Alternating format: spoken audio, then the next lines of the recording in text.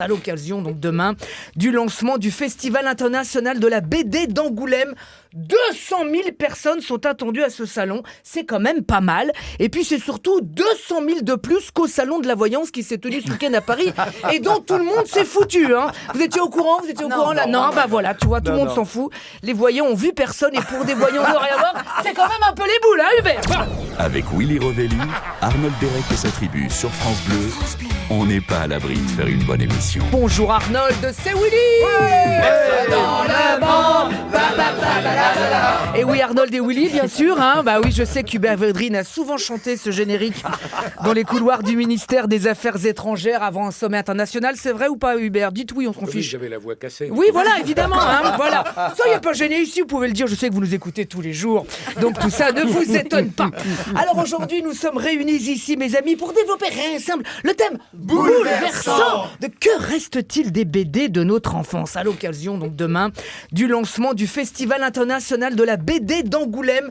200 000 personnes sont attendues à ce salon, c'est quand même pas mal. Et puis c'est surtout 200 000 de plus qu'au salon de la voyance qui s'est tenu ce week-end à Paris et dont tout le monde s'est foutu. Hein. Vous étiez au courant là? Non, bah voilà, tu vois, tout le monde s'en fout. Les voyants ont vu personne et pour des voyants de rien voir, c'est quand même un peu les boules, hein Hubert? Bon. Non, il faut pas croire, mais le festival de la BD, c'est aussi important que le festival de Cannes. Sauf qu'à Cannes, tu croises Brad Pitt et qu'à Angoulême, tu croises Philippe Gueluc. Sinon, tu vois, c'est pareil. Hein. À Cannes, Nicole Kidman. Angoulême, la Schtroumpfette. Quoique la Schtroumpfette aujourd'hui a plus d'expression que Nicole Kidman.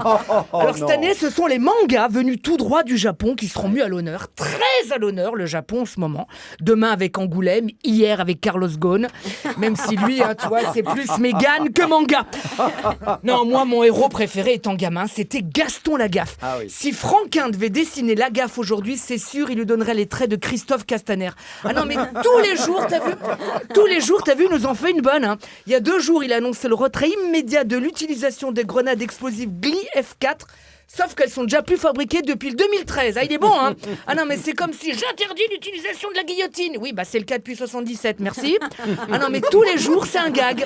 Hier, sur les pompiers qui manifestaient, t'as vu, il leur a balancé de l'eau. Eux, ils s'en foutent, hein, ils en ont récupéré, vu que c'est leur outil de travail. Ah non, mais on est chez les zinzins. Alors, d'après un sondage, Gaston Lagaffe est justement la bande dessinée la plus drôle pour 67% des personnes interrogées.